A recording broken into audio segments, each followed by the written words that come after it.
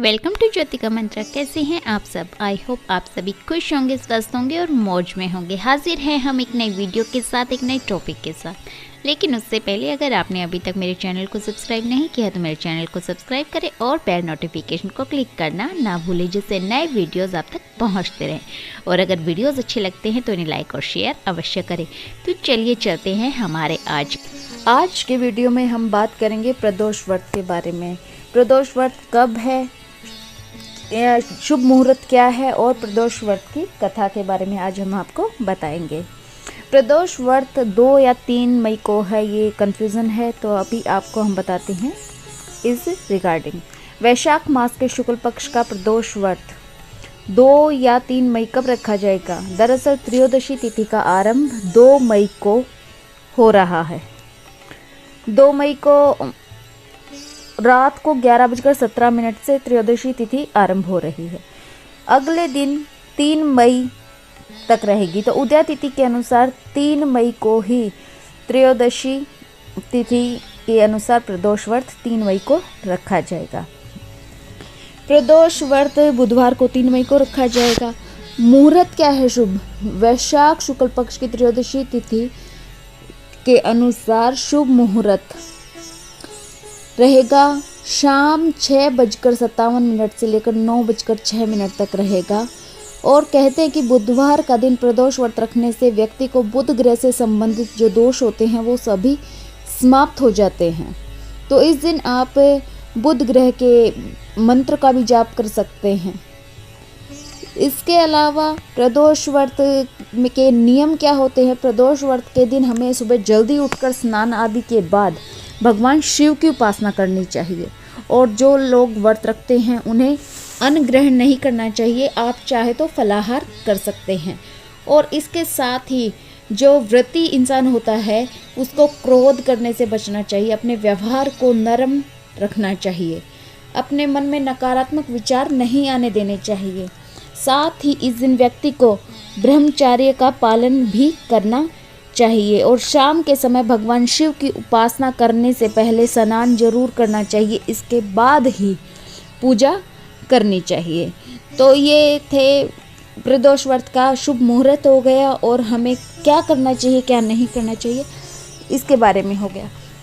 अब मैं आपको बताऊंगी कि जो प्रदोष व्रत है तो हमें शिव जी भगवान को कैसे खुश करना चाहिए, हमें क्या क्या करना चाहिए, कैसे हम शिव जी भगवान को खुश कर सकते हैं और हमें इससे क्या क्या लाभ हो सकते हैं। तो प्रदोष व्रत एक हिंदू धर्म का महत्वपूर्ण व्रत है। जो इस व्रत को रखता है उनका शरीर, मन और आत्मा सभी की शुद्धि हो जाती है। यह व्रत अधिकतर लोगों द्वारा शिव पूजा के अंतर्गत ही रखा जाता है। प्रदोष व्रत रखने का सही तरीका बहुत ही ज़्यादा सरल है। व्रत करने वाले को उपवास करना होता है और शिवलिंग की पूजा करनी होती है। इस दिन शिवलिंग पर धूप, दीप, फल फूल चढ़ाया जाता है। शिव जी को भोले बाबा भी कहा जाता है, इसलिए उन्हें बेहद सरलता से प्रसन्न करना बहुत ही आसान होता है। और जो जातक प्रदोष व्रत रखता है उसे शिव जी भगवान का आशीर्वाद बहुत जल्द प्राप्त होता है। इस व्रत को रखने से न केवल आध्यात्मिक लाभ होता है बल्कि शारीरिक लाभ भी होता है। व्रत करने से शरीर के सारे अंगों का संतुलन बना रहता है और शरीर में सक्रियता आती है और मन भी शांत रहता है। इस व्रत को रखने से हमें अपने जीवन में सफलता प्राप्त होती है। इस व्रत का उपयोग दुष्ट ग्रहों से बचने के लिए भी किया जाता है। प्रदोष व्रत के बाद शिवलिंग को दूध, घी और मधु के साथ स्नान कराना चाहिए। यह स्नान शिव जी के आशीर्वाद से हमारे जीवन में सुख और समृद्धि लाता है। तो ये थे हमें प्रदोष व्रत में क्या क्या करना चाहिए जिससे हमारी आध्यात्मिक, शारीरिक और हमें मानसिक लाभ प्राप्त हो। हमें यह व्रत नियमित रूप से रखना चाहिए ताकि सदैव शिव जी भगवान का आशीर्वाद हमारे ऊपर रह सके। अब मैं आपको बताऊंगी प्रदोष व्रत की कथा के बारे में। तो चलिए शुरू करते हैं।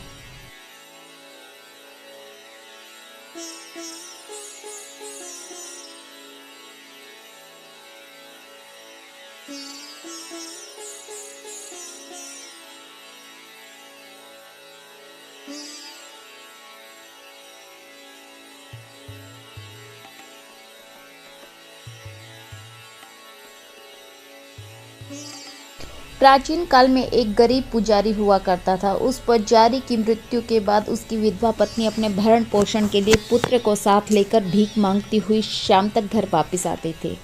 एक दिन उसकी मुलाकात विदर्भ देश के राजकुमार से हुई, जो कि अपने पिता की मृत्यु के बाद दर दर भटकने लगा था। उसकी यह हालत देख पुजारी की पत्नी से देखी नहीं गई। वह उस राजकुमार को अपने साथ घर ले आई और पुत्र जैसा रखने लगी। एक दिन पुजारी की पत्नी अपने दोनों पुत्रों को शांडिल्य ऋषि के आश्रम में ले गई। वहां उसने ऋषि से शिवजी के प्रदोष व्रत की कथा और विधि सुनी तथा घर जाकर अब वह भी प्रदोष व्रत करने लगी।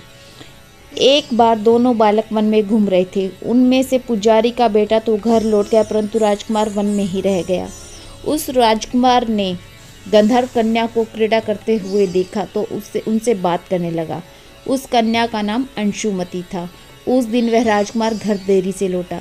राजकुमार दूसरे दिन फिर से उसी जगह पहुंचा जहां अंशुमति अपने माता पिता से बात कर रही थी। तभी अंशुमति के माता पिता ने उस राजकुमार को पहचान लिया और उससे कहा कि आप तो विदर्भ नगर के राजकुमार हो ना, आपका नाम धर्मगुप्त है। अंशुमति के माता पिता को वह राजकुमार पसंद आया और उन्होंने कहा कि शिवजी की कृपा से हम अपनी पुत्री का विवाह आपसे करना चाहते हैं। क्या आप इस विवाह के लिए तैयार हैं? राजकुमार ने अपनी स्वीकृति दे दी और उन दोनों का विवाह संपन्न हुआ। बाद में राजकुमार ने गंधर्व की विशाल सेना के साथ विदर्भ पर हमला किया और घमासान युद्ध कर विजय प्राप्त की और पत्नी के साथ राज्य करने लगा। वहां उस महल में वह पुजारी की पत्नी और पुत्र को आदर के साथ ले आया और साथ रखने लगा। पुजारी की पत्नी तथा पुत्र के सभी दुख और दरिद्रता दूर हो गई और वे सुख से अपना जीवन व्यतीत करने लगे। एक दिन अंशुमति ने राजकुमार से इन सभी बातों के पीछे का कारण और रहस्य पूछा। तब राजकुमार ने अंशुमति को अपने जीवन की पूरी बात बताई और साथ ही प्रदोष व्रत का महत्व और व्रत से प्राप्त फल से भी अवगत करवाया। उसी दिन से प्रदोष व्रत की प्रतिष्ठा और महत्व बढ़ गया तथा मान्यता अनुसार लोग यह व्रत करने लगे। कई जगह पर तो अपनी श्रद्धा के अनुसार स्त्री पुरुष दोनों ही यह व्रत करते हैं। इस व्रत को करने से मनुष्य के सभी कष्ट और पाप नष्ट हो जाते हैं और मनुष्य को अभीष्ट की प्राप्ति भी होती है। ये थी प्रदोष व्रत की कथा। अब हम शुरू करेंगे भगवान शिव की आरती। प्रदोष व्रत के बाद भगवान शिव की पूजा करने के बाद भगवान की आरती उतारनी चाहिए। आरती के बाद भगवान शिव और माता पार्वती से परिवार के कल्याण की कामना भी करना चाहिए। और अगर पूजा के दौरान कोई भी हमसे भूल चूक हो गई है तो हमें उसका भी भगवान से क्षमा मांगनी चाहिए। तो चलिए शुरू करेंगे आरती। जय शिव ओंकारा, ओम जय शिव ओंकारा। ब्रह्मा विष्णु सदाशिव, ब्रह्मा विष्णु सदाशिव। अर्धांगी धारा, ओम जय शिव ओंकारा। एकानन चतुरानन पंचानन राजे, ओ प्रभु पंचानन राजे।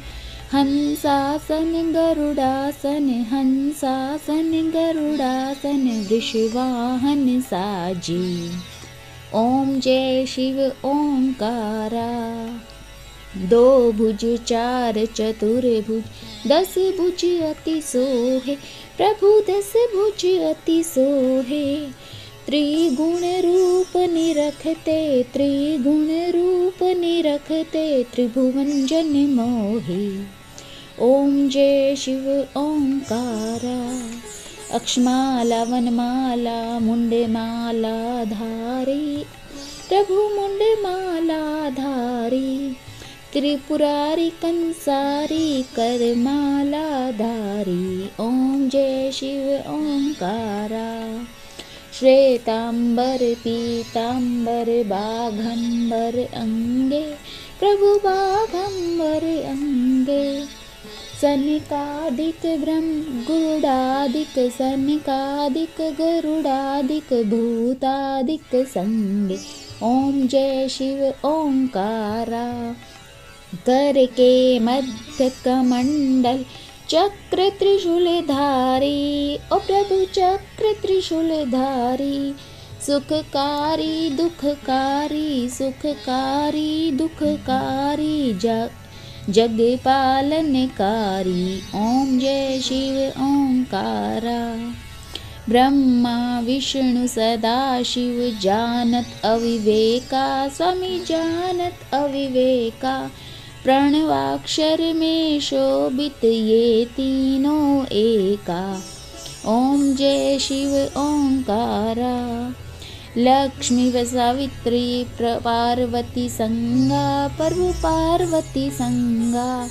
पार्वती अर्धांगी शिव लहरी गंगा। ओम जय शिव ओंकारा। प्रवत सोहे पार्वती शंकर कैलासा। ओ प्रभु शंकर कैलासा। भांग धतूर का भोजन भस्म में वासा। ओम जय शिव ओंकारा। जटा में गंग बहत है गल मुंडन माला। प्रभु है गल मुंडन माला। शेष नाग लिपटावत। शेष नाग लिपटावत ओढ़त मृग छाला।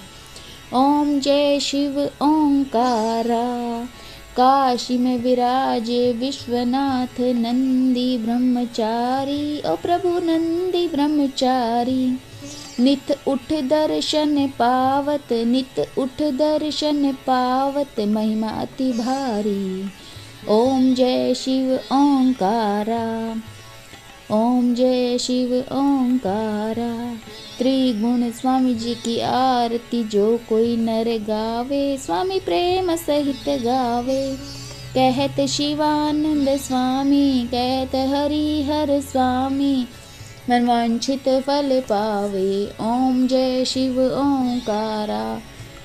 जय भोलेनाथ।